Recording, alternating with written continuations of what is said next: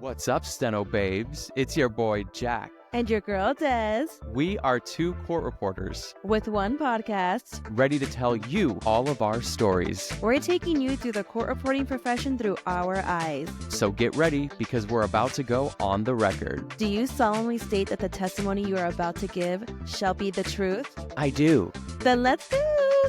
This is the Steno Pod. Oh my God, it's happening. It's happening. It's happening. We're on the air. Oh my God. Our first episode ever. Can you believe this? Des, I'm so excited. Wait, how did we even... too. Who was the one that first thought of doing a podcast? You. Oh, it was me. Yeah, Okay, it was yeah. you. You don't remember? Yeah, so I was like, well, I remember I texted you and I was like, we need to get on this and do a podcast together. Like, Now that I'm remembering, yes. our vibes are so fun, so good. Yes, I remember you said we need to collab on something and the people love us. I was like, yeah, you're right, but what? And then you're like, a podcast. I was like, why was I thinking that too? I don't know why I never brought it up to you before. It's so funny too. One of my best friends is like an amazing psychic medium.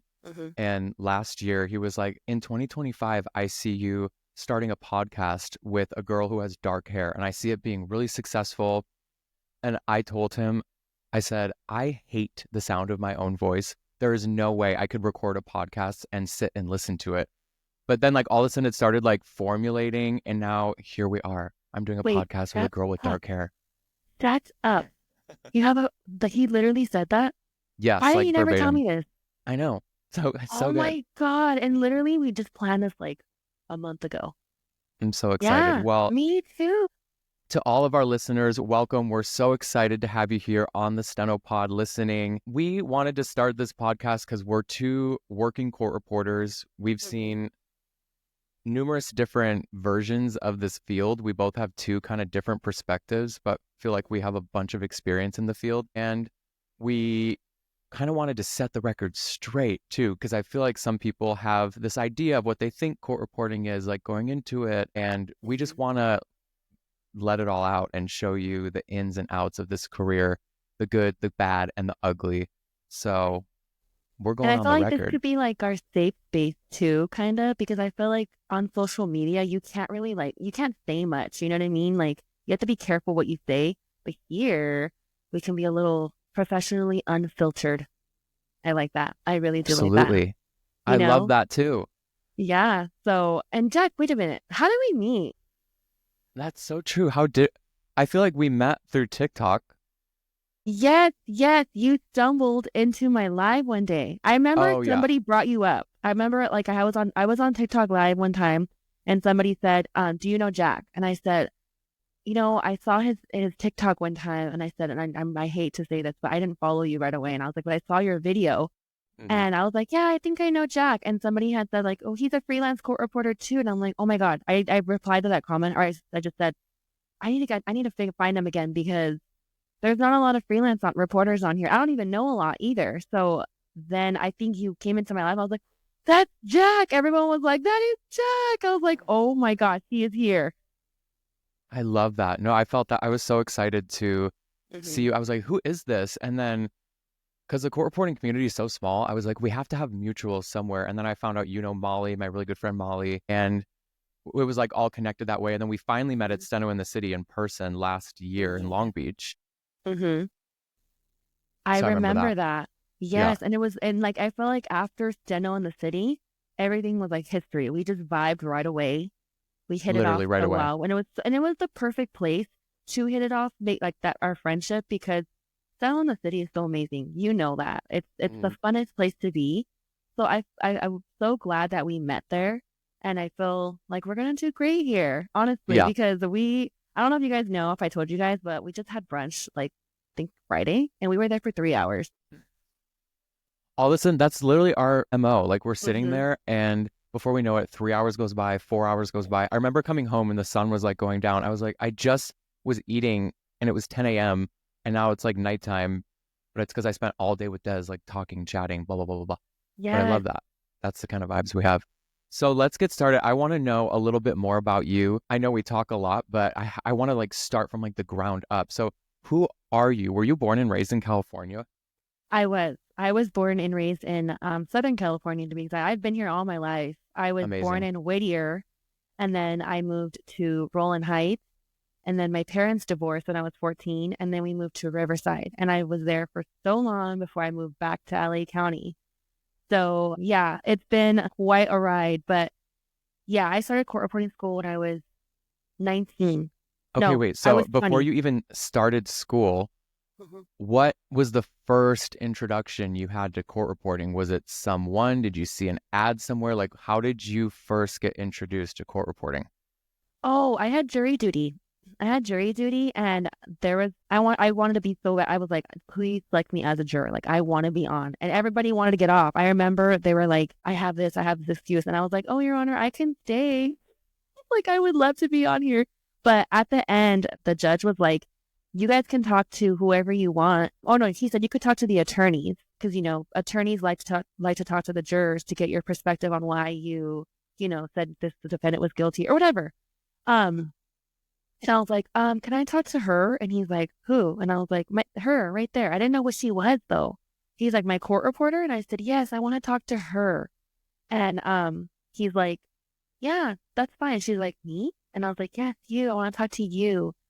So then I remember telling her, like, I want to do what you do. But like, what do I have to do? What can I do? And she's like, go to court reporting school, do it now. And she's like, I see you're pregnant. I was 6 months pregnant. She's like, do it now. There's going to be a huge shortage. And I was like, okay, I'll do it. And she's like, do it for you and do it for your baby. And I remember I had the baby, my oldest one, 3 months later, and then I didn't start court reporting school till she was 6 months. I walked into the court reporting school with Michaela. She was 6 months old, and I was like, I don't know what I'm going to do here. I don't know what I need to do, but I want to come to school. And I signed up that day, and all of the financial aid ladies were holding Michaela, like, while I was signing papers. And they're like, you're going to do so great. And that was it. The rest was history. That is so fascinating. We have actually really similar stories, almost to a T, when it Shut comes to up. the jury duty thing. Yes. No. How did you start? Well, What made you become a court reporter? well, how I found out about it was my friend from like growing up. Her Mm-hmm. mom did it, but I didn't know she did it. She was like, "Why don't you come to court? You can like listen to this interesting case that I'm on, Mm-hmm. and you can just like sit in the audience and listen." Mm-hmm. And I was like, "Okay, cool. That sounds fun." So we sat there, me and my friend, and I saw my friend's mom in the middle of the room just sitting there. And so at a break, I was like, wait, what are you doing? You get paid to just sit here in the middle of the room and just look around like nothing? Like, what are you doing? You're like, And what are you then, doing? right. And then I looked down and then there's her steno machine. And that was the first time I had like laid eyes on one. And I was like, what is that? And she's like, I'm typing every single word that everyone's saying in here. And I said, no, you're not. What?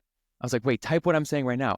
Hi, my name. And I just started like being so annoying. And she started Mm-hmm. typing it. And I was so fascinated. I got like obsessed with it. I went home that night. I was Googling it. I was Googling the steno alphabet.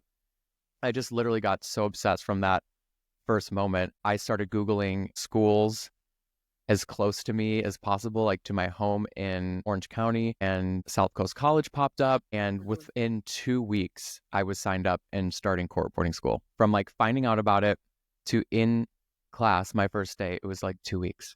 That is so fast. And I love that the reporter showed you the machine. I had never even seen the machine. So I love that she like did, the typing for you and all that. I didn't see any of that. So I didn't even know what the machine looked like. Yeah. So that is fascinating. My personality is like Mm-hmm. when I see something and I don't understand it, I have to understand it. And so I Oh. can't like sleep at night until I understand it. So I was like, the only way Mm-hmm. I'm going to figure this out is if I go to school and learn about it and figure it out. So I was like, that's what we're doing. And then I just literally never looked back since.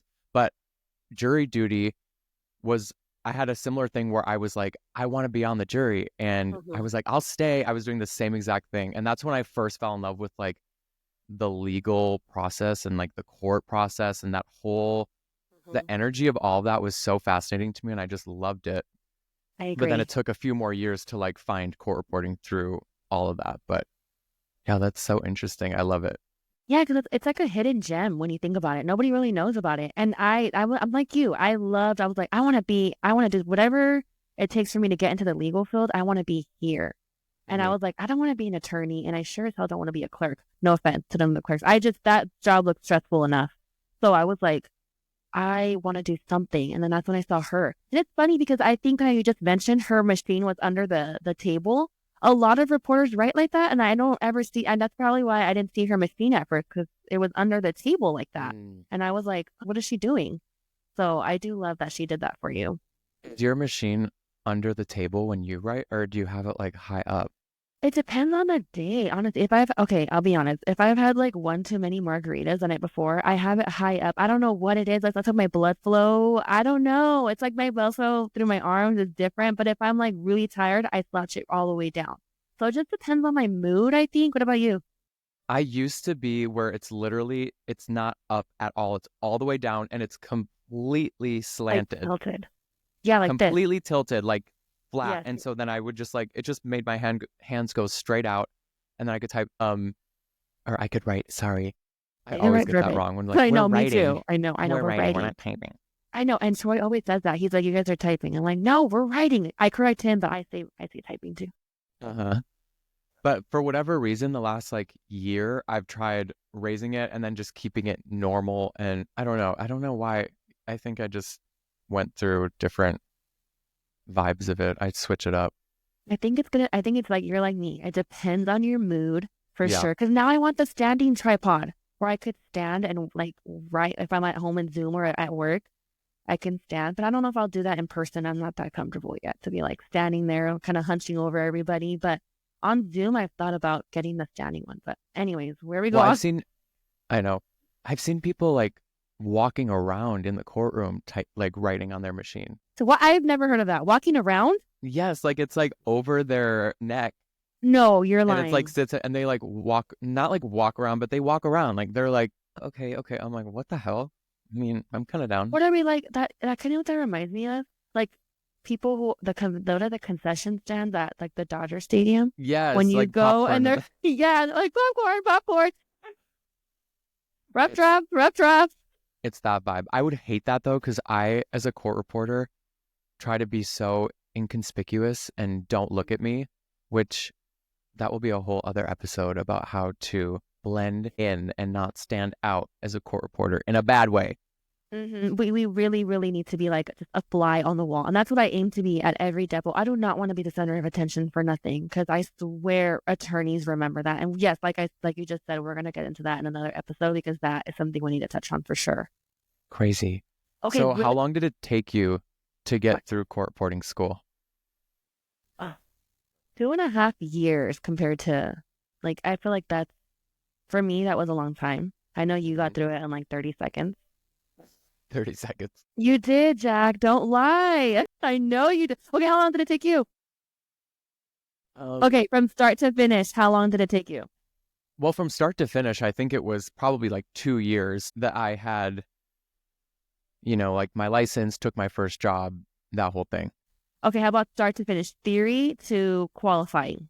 That was like 1 year and 6 months, I think. 1 year and 7 months that I qualified. Okay. Yeah. But then it was crazy because right when I qualified, I was the last qualifier. This was still when school was in person.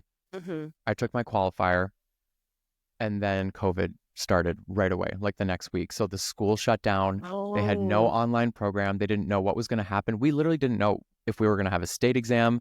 So here I am preparing for the state exam, studying for all the other tests besides the actual like dictation portion. And we had no idea what the future of court reporting was going to be. So then maybe a month or so later, not even, they tried this online program, and it was good. Honestly, it was. So during quarantine, that's what I was doing, is doing online school, doing qualifiers every week, practicing. And then the CSR announced that they're going to do it online for the first time. And I was the very first person to take the CSR online. The very first one? Very first person. They have like a range of dates you can sign up, whatever. I picked the first date, the first time, because of course, that's just my personality. Like, I want to do it and be done. No way. I never knew that. And you know what's so crazy is that happened And not only were you stressed about like what your future was going to look like as far as because, COVID's happening, you still have to take your state exam. And then there was so much uncertainty in the world.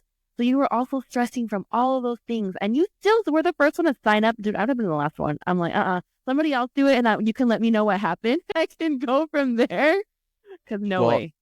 if there's anything I learned from that experience is Mm-hmm. you have to take the practice tests. I think they give you Okay. like 2 of them, but you have to. Like you absolutely have to because everything that could possibly go wrong went wrong in that practice test. I mean, Mm.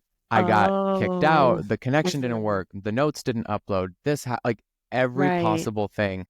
And so then thankfully, when I took the exam, everything went very smoothly. Yeah. It went off without a hitch. And I remember the exam ending and I was like, Mhm. I will eat my own, you know what, if I didn't pass that. Which I think is great that you did those practice exams because a lot of people do. And people just will show up and be like, oh, whatever, it'll be fine. It's all great. And when I took a CSR, we were at a hotel and I felt like that was a little more, I don't know, I was really nervous. And I had my best friend, one of my good friends, we qualified together and she was behind me and that gave me comfort. Other than that, I don't think I would have passed because I was shaking because it was like a room full of people. All of us are on our machines. And then the girl next to me, her steno, she had paper and I had a diamante, so I didn't have paper. Her like paper started to like just, I don't know what happened. It was going over and she put her head down and started crying. And I No, remember, yes, I during the remember just, exam. yes, during the exam, I remember looking at her and I was like, I just looked over and I was like, oh my God. And I remember in the back of my head, my mom was like, you have to just focus. And also in school, our teachers were so anal about like, if there's distractions, you have to learn to focus still. There's going to be distractions in court. You're going to have clerks slamming things, people making noise, and you can't have it quiet all the time. So I remember just looking at her and I was like, okay, keep writing. And I remember just writing. And then after we were done, she put her head up and she just had tears and boogers and she was just a mess. Not the boogers. I had to throw that in there because it was just her face was so bad. And if she's ever listens to this, I'm sorry. I'll give you a hug because I feel really bad. This was your first time. You took the CSR how many times? Just one. Once and you passed. So this was that Yeah. one and done. And Mm-hmm. that's happening during the exam. Yes. That Yes. is crazy. That was my biggest fear too. If I had to do it in Yes. person, honestly, when I would visualize it and picture it, Mm-hmm. I would panic because I was like so scared of stuff like that. Like, oh my God, if Yeah. someone does anything. So and I was like, please, please, please, if I have to do it in person, please let me be in the front row. Like, I don't want to be in the back because those ballrooms are crazy. Like, it's like big and there's people Yes. all over and you can be like way in the back. And I feel like there's Mm-hmm. a lot of like unfair Yeah. advantages, disadvantages, whatever that can Mm-hmm. really mess you up in Yes. that setting. So I was so grateful, honestly, to get to do it online. But And I I feel went like, to a bunch of my friends, like Molly. I went to her CSR. I went to my friend oh, Frenchie's okay. CSR Mm-hmm. because I wanted to support them. But I was just like seeing the energy and the vibe, and it looked stressful. I don't know how you Yes. guys did that. It was hard. Let me tell you. Okay, people I think complain because it's no longer in person, which I get. Some people do need that setting where you're in person and you're focused on that, right? But I think that there's not enough people who are appreciative of it being online in the comfort of your home. You don't have people next to you. Mind you, when we went, there were people who were taking it have already taken it 10 times. So their attitudes were so negative. You would see them and they were like just their faces were all just mad that they're there. They should have passed this a long time ago. And then you see those vibes and you're like, oh my God, like don't take that energy. And I remember my teacher was Right. like, she told us about that. She's like, you're going to see a lot of test takers there that have been there so many times. You have to learn to tune that out. And I remember I spoke to a girl and I was like, I remember you. And I shouldn't have said that. I don't know why I told her that. I was like, I was like, I started school. And I was like, and you were already in 200. I don't know why I told her that. I felt bad because she's like, yeah, I know. I'm like, oh. She's like, this is like my 6th time taking it. I was like, oh, okay. I was like, okay. It- Because, that's only offered 3 times a year. So, right. I think the CSR is a mind F. And I think the entire yeah. court reporting career is a mind F. We know Mm-hmm. what we're doing. And even if we don't know what we're doing, we know how to figure it out. Mm-hmm. But the thing that gets in the way is thinking quick on your feet. You know, I'm talking about like when you're in a setting and these words that you've never heard are coming up and they're speaking way more Mm-hmm. words per minute than you're qualified to write at. But Mm-hmm. thinking on the fly, shortening your writing, the thing that gets in your way the most, at least for me, is my brain and Yeah. not being able to like think clearly. I remember you made a Mm-hmm. TikTok once where you said something like, if you're having a bad day, if you didn't get enough sleep, if you didn't eat enough, if something else is on your mind, which, hello, it's life. We all have Right. things we go through, and there's going to be tons of things that come up, deaths in the family, issues with friends, whatever. If you can't clear your head before you get on that record, it makes this job so Yes. difficult. And I Mm-hmm. think the sooner you can find what works for you and then what mentality you need to adapt, Mm-hmm. if you can start doing that in school, I think that's like your key to success. That's what it was for me. I had to think of Beyonce, and I tell everyone this, Oh, I love that. the Beyonce method. That's Wait, where what is I that? go. I tell myself that I'm Beyonce. I love that. Yeah. But, you know, Okay. that might not work for everyone. Maybe you need to tell yourself you're, Kobe Bryant or whatever.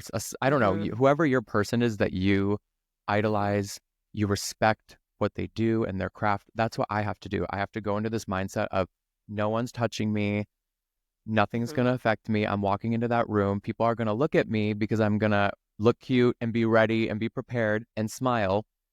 But I'm Beyonce. Nothing can touch me. So let's go. Let's Love that perform. mentality. I love Uh-huh. that. I And love then I'm that. I like, didn't think the of that. spotlight's on. Let's perform. Pressure's on.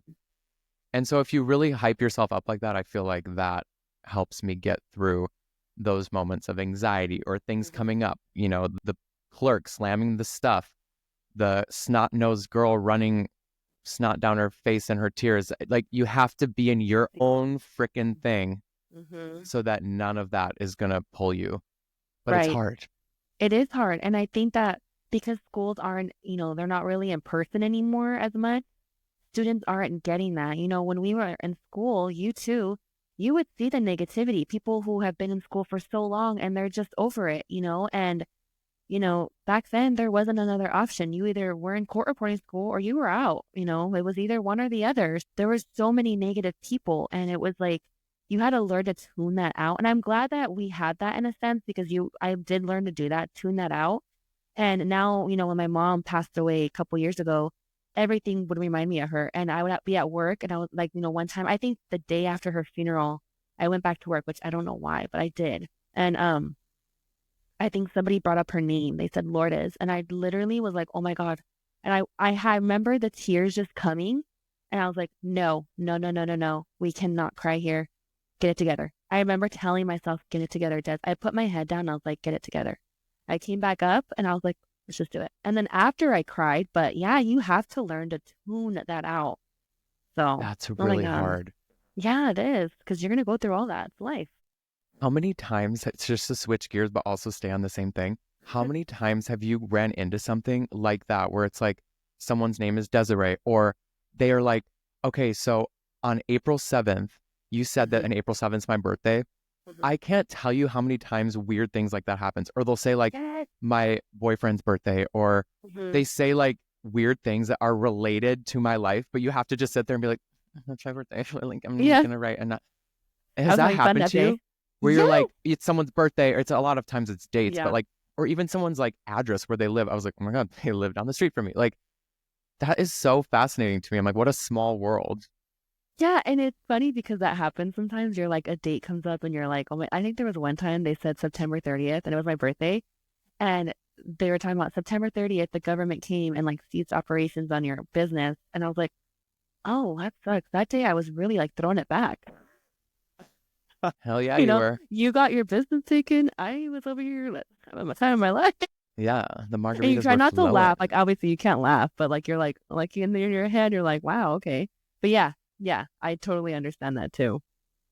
We I literally went love down a that. rabbit hole. Yeah, we We did. always do. But Jack, I feel like we didn't really talk about you.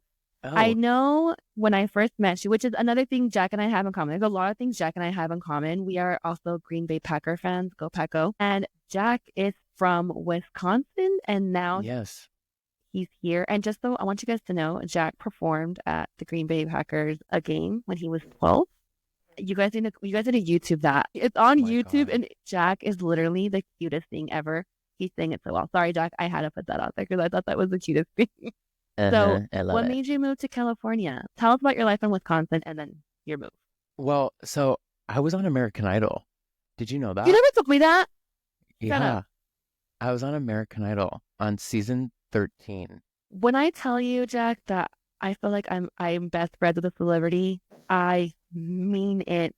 Oh, please. I've just had like 30 lifetimes and I'm only about to be 30. But But yeah, I seriously, was what? I, I was on American Idol Tell when us. I was 18 and I auditioned when I was still living in Wisconsin. I made it to Hollywood. My judges were Jennifer Lopez, Keith Urban, and Harry Connick Jr. They all said yes. I got like 3 yeses. They gave me the golden ticket. What? You're out to tell me this. You didn't get Simon? No, it was like right after that Oh, era when they and had you had those like Simon. it was like when Jennifer Lopez was in like the height of her American Idol stint. Wait, you met her. Yeah, I hugged her. And then, and you guys, just really quickly, I have to say this. He met Nookie too, which I'm really pissed about. Just throwing that out. Okay, sorry. We're gonna have to really I like get love into. Hey, go ahead. Snooki. Yeah, Go we'll ahead. do a You're on deep dive American on Idol. celebs. Yeah.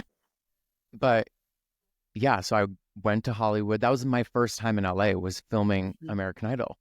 Mm-hmm. And so I came out here, did that. I think I got cut like halfway through Hollywood Week at some point. It was the hardest thing I've ever done. I was so nervous. I was in a Mm-hmm. whole different place I've never been around all these extremely talented people. The Mm-hmm. stakes were so high. I was so not ready to Right. do that, but it was so fun and it was a great experience, but never again. I have Yeah. friends now that actually cast on the show and stuff, and they're like, you should come Really? back and do it. Yeah, yeah, and they were on the show too, but now they're producers for the show and stuff. But it's too much. It's way too much for me. Is it But it harder was than a court great. reporting school? I had to No, ask I'm that question. sorry. Court reporting school is harder, I have to say. I Dang. feel like that. I feel like honestly though, you being there, how you saying how hard it is, that probably mentally prepared you for court reporting school. I think so too. Mm-hmm. I had a Yeah. lot of high stake, like performing at Lambeau Mm-hmm. Field, at the Packers, American Idol. Mm-hmm. I had a lot of experiences that really put me in very nerve-wracking, anxiety-driven situations where I learned to put that armor on and go in and, take everything on. Wow. But yeah, that's how I came to LA. And then I got cut from the show. I moved back, Mm-hmm. went back to Wisconsin, and I Mm-hmm. knew I wanted to move to California. I was like, I have to be there and see what it's all Oh. about. And so I did it. I moved out with my mom. She came with me Mm-hmm. and we got like an apartment. I started auditioning. I had an agent and I auditioned for different commercials, TV shows, did a few things, nothing crazy. And then at some point down the line, I started working for Disney, which Mm-hmm. was fun as well. So performing has been a big part of my life since I was a kid, and I love it so Sounds much. like It's my it. passion. But I think at one point while I was living in California, I finally realized I want to make money. I want to do something I love and make money doing Mm-hmm. it. I love performing. I'll always do that. I'll always have that in me. But it's time to like buckle up and make some money. And so that's when court reporting came into my life. And I was like, this is it. This is the path because I like it. I'm fascinated by it. I'm passionate about it and it makes good money. So let's Right. do that. If you get into this profession just to make good money, Yeah. not good. Yeah. We need to throw that out there. That disclaimer. That's a huge one. That'll be a whole other episode. Mm-hmm. Yes, we need. Yeah, I'm telling you guys, we have a huge lineup for you guys. It's gonna be so good. Mm-hmm. So getting back to you, so that was what I wanted to know too. Was so you, the American Idol was the reason you were out here and you loved it, so you wanted to come back because Wisconsin it seems like a very small state, not much to do there compared Oh to God. California. Oh my God. Yeah. Awful. I mean, it was a great place to grow up. We Mm-hmm. had Mm-hmm. great family. I grew up with my brother Mm-hmm. and my parents, and we were a really close knit and still are great, supportive, amazing family. Mm-hmm. And I had a big Italian family. So it was a good place to grow up and have, learn those morals and just common decency and kindness. I mean, letting people go ahead of you in the grocery store if they have less food than you, where it's stuff like that. In California, people don't really do that. It's just I everyone's know. in it for themselves, and Yes. it's a whole different energy. So that part of it I miss. But as far as opportunities and things to do, I mean, I just moved into a new place. I live on the beach. Like, there's nowhere where you can live on the beach in Wisconsin, you know? Yeah. And how was that transition? Because I remember you and I talked, and you said you lived in Anaheim, right? With like a couple of roommates that worked at Disneyland too, right? Yes. So now you just moved with your boyfriend and Bentley, which that is my literal dog too, my baby. He's somewhere in here. You have to show him one day to the people, because he is so cute. And which one day I do want to get into that, how you got Bentley, because that is crazy too. That story. Okay, that's another episode. Yeah, I know we're over here giving the goods away, but like it's so crazy, guys. Like I remember you told me, I was like, my jaw never came back up. The whole time I was like, that Bentley story is the most eventful experience of my whole life. I will like think about it until the day that I die. I mean, it is just crazy. But yeah, we'll get into that on another episode. And off topic, because of we're talking about Bentley, don't forget to go get your dog chipped. I think that's like the moral of the story, getting your dog, because that's how you got him back, right? Because he was chipped. Absolutely. Get your dog microchipped. Yeah. So, okay, so so you just moved to Long Beach. So how has that been? You're literally, okay, just by the way, you're living my dream. I'm so jelly. It's so fun. I'm sorry about the sirens and whatever. Of course, I live like in the city life now. It's been so amazing. My boyfriend and I are so happy. We love our new place. It's great because he does a lot of work in San Pedro, which is super close. I'm in downtown LA a lot, but I also have like jobs next week in Long Beach, which will be so nice because the courthouse is right down the street. Literally roll out of bed and go to work. Yeah. I couldn't live in LA. I lived in LA when I first moved here. I never want to live there again. It's just too much for me. The energy's too weird. Too much commotion. There's a lot of commotion down there. And I always tell people, when you go down there, you have to like have a different persona. It's so different out there. Yeah, it's like dark. It's just a weird, so I was like, I want to be close enough where I can go there for work because I have to go there almost every day. And so I feel like Long Beach is that happy medium between, it kind of has the Orange County laid back energy, but still like in a city and has a lot of stuff going on, but it's also easily accessible to LA. So we're super, super happy, having so much fun. And it's been a really, really smooth transition. And yeah, I'm loving it. I mean, I get to edit my transcripts while I sit on my sofa looking out into the ocean. Like, it's unreal. And how do you ever want to leave that? I don't. It's literally like a resort. I don't want to leave ever. And being a court reporter, you have to have like a safe space, like a place to clear your mind. And what better way than the freaking beach outside your balcony, right there? And don't you have a coffee shop downstairs, like in your building? Yes, I just went and got coffee before we started. Not I mean, it's like $8 for a coffee, but that's the LA. Okay, that's the LA. At least we get like a 15% resident discount, but still. Still, you don't go there every day, do you? I would be there every day. That's the problem. Yeah, it's really hard not to because it's so convenient. You just walk by. And when you're a court reporter, one of the things I've learned is, I put my convenience over my wallet. If it's gonna make my life easier and I have to pay, so freaking be it. If coffee makes me happy, going downstairs getting my coffee, I'm gonna do it. I would do it too. 1000%. I'm the same exact way. I'm like, before you had to really think about that when you weren't a court reporter, but I'm like, it's worth it. No, I'm sorry. I'm spending the money. So worth it. And it may not be the first year you get that kind of privilege. Second year, third year, you'll probably get it. But it's normal. Being a court reporter, you have to be so patient. I tell people that all the time. You're failing tests in school. You have to wait for to get the CSR because it's only offered 3 times a year. You have to wait for your test result. You have to wait to get all your equipment. Wait to get a job, an agency that will take you on, because it's like, you know what I mean? It's a lot of patience. Absolutely. Going back to like court reporting school, was there something that you felt like, what most surprised you about court reporting school that you had no idea going into it when you signed up and it came up and you're thinking, no one told me about this. I wish I would have known this from the beginning. Did you Mm-hmm. ever have a moment like that in school or even when you started in the field where you were like, I was not prepared for this. I wish someone would have told me. That's a great question, actually. I don't think I got that in school so much. I think I knew kind of what was to come. I think I got that when you know what? No, I think I did it in school. I think it was like 160. It was like I needed a new laptop. I needed a new machine. And it was like I was already kind of getting to 180. So I thought I can't get a student machine. I have to get a professional machine. The cost of a professional machine. And then it was like your software, $3,000. Like who has 10K sitting in the bank just ready to go? Right. So I think the hidden expenses that nobody talks about, and I fault myself a lot when I promoted this field because people are like, well, I didn't know you had to buy all this stuff. I'm like, oh shoot, I never mentioned that. You're right. And I think a girl made a video about that. She was like, that what they don't tell you in court to when you become a court reporter. And I was like, oh my God, she's right. And I think now you do need your software when you start, because when I started school, you didn't need it until like 160-ish, but you were okay using Microsoft Word to type up your test on your Steno notes, and now you need it. I didn't even have software when I took the CSR. Wait, what? Swear to God.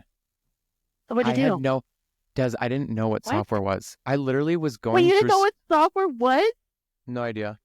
I was going through school and was just doing what I was being told to do. So I don't know in my mind, like, I don't know. I was like, oh, eventually, like, I'm just going to type or I'm going to write this and it's going to go into a thing. But all I ever did my entire time through school was print out my notes and type outline per outline, sent word by word, sentence by sentence, every single thing into What? Microsoft Word. Yeah, So when you got out of school, was that a wake up call? Not a wake up call. Was it kind of like a big shock when you had to like get your software, how to get this, how to get that, how to learn the absolutely. software? Thank God I had the best mentor in the world, and he's one of my best friends, Cody Knack, because I You and wouldn't you, have known. Yeah, he's the best. okay. I don't know if he knows me. I went to school with him, and he flew by school too. It was so easy for him. I remember I was like, I want to be like him. I think he passed his first CSR, not his first qualifier test. Like he made court reporting school look easy. He's amazing. And he's always they just wrote an article about him doing Coachella. He does the closed captions for all these amazing events. I mean, he's done everything in this field. Like there is not a job or type of job that this man has not taken. He is so inspiring and he's We need to get him so on here. knowledgeable. Like he makes me, if I'm like, hey, I'm trying this new job, I'm going to try a court job or this kind of job. He gets on a Zoom with me. We go through it. He puts includes in my software, so it makes it so easy for me. Like I don't know, I would not be a court reporter without him. I don't know how people learn to do like how to make a transcript. Like it's crazy to me. So that's why I asked that question, because that's my big thing. Yeah, like the software thing. I can't believe people start court reporting school with software. That's crazy to me. Yeah. I learned on the machine with the freaking paper going out, like a long receipt paper. Yeah. With the ink, putting the ink on the ribbon, getting ink all over my fingers. My fingers were stained purple. Did you do the same thing? Yes. And like if your machine screwed up just because you've made a mistake in putting the paper in wrong, or you did something and you had a good test and you were like, that's a good test. And then you look up your notes and it's all crumbled together, all the thing. And you're like, well, there that went because it was my fault. Yeah. I didn't know he was your mentor. That's cool. Yeah. We'll have to get him on here because I have a lot of questions that I've been wanting to ask him since I was a court reporting student, so I want to ask them now. Oh, we are totally bringing him on here. Absolutely. He would be an amazing guest to have. Honestly. Yeah, even when I finally got a machine, I got like the Luminex student writer. I still was printing out my Steno notes and like just printing them out and writing each thing. Like I didn't understand what the software was. No one told me. I didn't know what to do. Wow. And do you think it had to do with you going through school so fast? It was just like you were just on this highway going 100 miles an hour and it was like, we're just going to get to the end and then at the end we'll figure it out. Was it kind of like that? 1000%. That's all I was just going with what I knew. And I didn't fail a test until 170. Wait, what? Yeah, I passed every speed.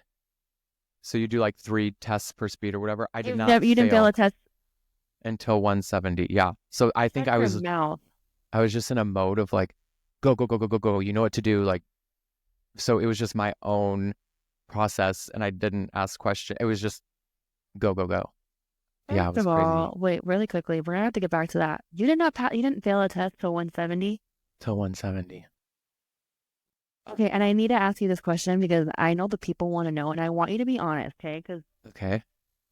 I do talk about this a lot. I say there are people that make that just go through it. It's easy, and they don't practice. Did you practice in school? I practiced in school, How many but hours a day? Oh, I focused really hard in school and I took it very seriously. I treated school like it was my job. I would stay after, especially through theory. I focused really, really, really hard on my theory. And I would practice 2 hours after school on like the Steno Master. And then I would do my homework at home, which was another maybe hour. And then that was pretty much it. okay, so you did practice. I did. Okay, But I good. wasn't someone that's on my machine 4 hours after school or 6 hours. You know, I didn't have time. I was working 2 to 3 jobs while I was in school. I brought my court reporting machine to one of my jobs and I would sit in the back and do my homework on it.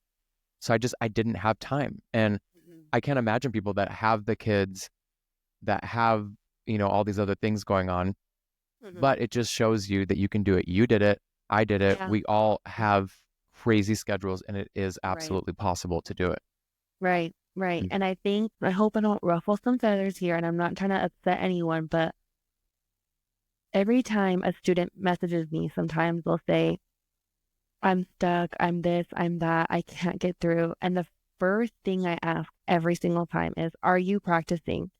And 9 times out of 10, it's no. And I'm like, there you go. You have to build your foundation. You have to build, it's like planting a tree. You have to plant the tree. In order for it to go, you have to water it. You have to put the time in. I practice all the time. And I always say you can do it in increments. I was one of those people that did not want to practice 2 hours straight. The minute I thought about it, I was like, I'm not doing it. I'm just not going to do it. So I would do 20 minutes here, 20 minutes there, 20 minutes here, 20 minutes there. And it adds up. But you're right. When you want something, you're not going to have every excuse in the book. You're going to figure out a way. And that's exactly what we did. You know, that's the not thing gonna say it was perfect, but exactly. You have to realize like what your strengths and weaknesses are, while at the same time knowing that you have to know everything. But it's impossible to know everything, right? So there's no like right or wrong. I struggle with that question too. Like, what should I practice? right. It's like, Everyone's well, at the end of the day, different. you have to practice everything. You have to know Right. everything. And it's impossible to know everything. So you have to be somewhat familiar with everything or comfortable enough to think of things on the fly. So that's when your theory is really, really important. You know, my struggle was like the right side of the keyboard, all those weird endings, Oh, yeah. getting all that. Them. I knew that was my weakness. So I wanted to practice those weird words, the hinge, the strange, the age, those weird Oh inks God, and yes. all those weird endings. I Yeah. knew that was my struggle. So I had to really practice that. I also knew in school, for whatever reason, addresses would really trip me up when it was like a word where I'm like, I don't know Yes. how to write Del Via, so like whatever. Right. I like these weird words. So I would ask my teacher, like, hey, do you have a list of addresses that I can practice? And they'd be like, yep. And they'd give it to me. So really utilize your teachers and your program too. Right. Ask them for it. Be like, hey, can you read this in school today? Can you, send me a printout of this? And you just have to really know where you struggle and just start. Like, there's no wrong way to practice, I agree with that. And I think that the students, I hated practicing what I didn't like to do. I hated the number bar, but I had to practice that because now. Do you use the number bar? Yeah, I do. You don't? I have no idea what the number bar is. You don't use the number bar? So like, when it's like, Des, I don't even know what it is. Wait, so when they say $1,248,449, how the hell are you writing that? 1 is UUN, million is ML. What was the next number? 248. TWOHUNFOURT AET. Everything is written out phonetically. Okay, I stroke it 1 ML 248, the number bar, all at once, 1,000 300. I mean, obviously it's like oh my God. I know. That's the one thing I'm literally crying for you right now. I didn't love about my theory is, we don't know. We literally don't know what the number bar is. But there was some thing explained to us why it's taught to us that way. And then I guess as long as you stroke it correctly, it's easier for the number to translate if it's written phonetically. But I don't know if I believe that. And I don't know if that's true. Because at the end of the day, I do struggle with numbers still. I guess I can understand that to an extent, because there are times where I do write it like 4 or 5, whatever. And it's easier for me to read my steno notes as opposed to like if I hit the wrong number, because that can happen too. You hit the wrong number. So I can see that point, but absolutely. I speak to a lot of students and they do say that. They're like, I don't know the number bar. I'm like, what? They're like, schools aren't teaching that. I'm like, Nope. There's no way. Nope. Literally no idea. Couldn't tell you. Oh my God. Well, let's fast forward to, I know, thank you. Let's fast forward to present day. What are you doing as a court reporter? What are you doing? What have you done? What do you love the most that you've done as a court reporter? And what are you currently doing right now? I am still a deposition reporter. I do a lot of real time. I would say 75% of my jobs are real time. Sorry if you're hearing the lawnmower guy. He's literally right here. Excuse me, sir. Hi, lawnmower guy. So I do a lot of real time. I do a lot of arbitrations, which new reporters, you don't need to worry about what arbitrations are for a long time. You don't need to be doing any of that yet. I do a lot of patent infringement law. I do a lot of, oh my God, medical doctors, everything. I do it all. All of the technical cases, I do them. And I work all day, almost every day. If I have a job that ends at 2 or 3, that's an early day for me. Yeah. We on Wednesday, we went until 8 o'clock again. Nope. Yeah. And that was 390 pages. Nope. And Jack, I know. Okay, let me ask you, because that's the thing I loved about both of us, is that we were freelance, but in completely different arenas of court reporting. Like, you're here, I'm here, but we're still the same. We could still go like, hey, are you working tomorrow? No, I'm not. Right. Friday. Perfect example. We literally were like, he's like, are you off tomorrow? I said, I am. He's like, I'll probably be done by 10:30. And I was like, let's go meet up. We went for brunch, had margaritas at 11 o'clock on a Friday. I'm just saying, like, that's what I love. So what are you doing these days? Well, so I started doing depositions. I knew I wanted the freelance life. I knew I wanted to make my own schedule. I didn't want to have a boss. Right. I didn't want to have a set schedule that I had to be somewhere Monday through Friday. So I started with depositions and I liked it. I got into the field. I started working in 2020. So it was the middle of COVID still. Everything was remote. There was not options for in-person. When that started to come, I would take in-persons too. And then I was doing kind of 50-50 for a while, remote, in-person. I loved going to the offices. I actually started to like being in person more than I did remote. I just felt like there was more issues that can happen remote. Right. Or just, I think a lot of it is just struggling to hear who's speaking, people talking over one another, the connection. I have literally had probably 2 times where my entire screen, and I have like a nice new laptop, everything just went boom, black, like in the middle of a proceeding. And I'm like, cool. Okay, great. Awesome. And then I've logged on. There was one time I logged back in to the Zoom. Deposition is still continuing. There's also of a doctor. They're still talking. And I was like, hold up, hold the phone. And there was also a videographer on this. So I'm like, how did this videographer not say, everyone, we need to stop. The court reporter is gone. There's no record being made. And so I came back in and I said that this is the last thing I have on the record. We need to go from here. I was kicked out. I'm sorry. And then the attorney said, well, it's all videoed anyway, so you should be fine. Continued questioning. Totally ignored what I said. And it was from that moment on where I said, I am so done with depositions. Like, right. I still consider myself a freelance reporter and I'm not like never going to do a deposition again. So, but I have explored the court world more, and that seems to be way more my jam, my vibe. Yeah.